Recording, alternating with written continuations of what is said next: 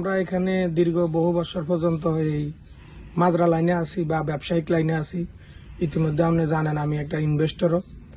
তো আমরা আসলে মূলত তো বাংলাদেশি, আমাদের বাংলাদেশের প্রতি অনেক আন্তরিকতা বা অনেক বেশি টান, বা আমরা এখানে বউ বাচ্চা বাড়ি গাড়ি নিয়ে সব নিয়ে আছি, তারপরেও আমরা বাংলাদেশে যেতে চাই। কিন্তু আসলে সেটা আপনিও জানেন বা বাংলাদেশের আপামর জনতা সবাই জানে, বাংলাদেশ একটা দুর্নীতিগ্রস্ত দেশ।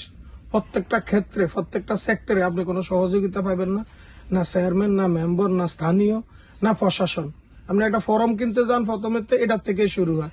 আমি কয়েকবার চেষ্টা করছি, আমি কিছু জায়গাও কিনছি, কিন্তু আসলে বিভিন্ন বাধাগ্রস্ততার কারণে আমি ওই জায়গাতে এখনো জানি। আমার একটা চিন্তা ভাবনা আছে যে এমন একটা বড় কৃষি বিপ্লব দেশে করবো যেন 10 জনে আরো করে, লক্ষ লক্ষ মানুষ যেন এটা করে খায় বা জীবিকায় নির্বাহ করতে পারে। কিন্তু আসলে ভাই আমাদের দেশের মানুষের মন মানসিকতা বা আমাদের দেশের দুর্নীতির জন্য কোনো কিছুতে আগানো যায় না।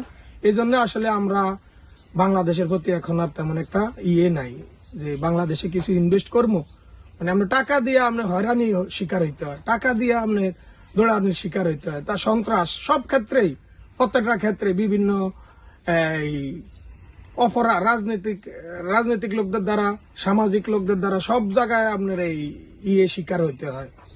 মানে অপমান, অপদস্থ বা আপনার লাঞ্ছনার শিকার হইতে হয় টাকা দিয়ে। তাহলে আমরা এখানে বিদেশ আছি, বিদেশে টাকা কামায়া দেশে নিলে 10 জন ভালো থাকবে, এটাতে আমাদের আরো ভালো। কিন্তু আসলে আমাদের ওইরকম রাস্তা কেউ বা সহযোগিতা করার মতো আমি কাউকেই দেখি না। সরকার বলেন, যে বলেন, সবাই মুখে বলে, কিন্তু কাজে কেউ আমাদেরকে সহযোগিতা করে না।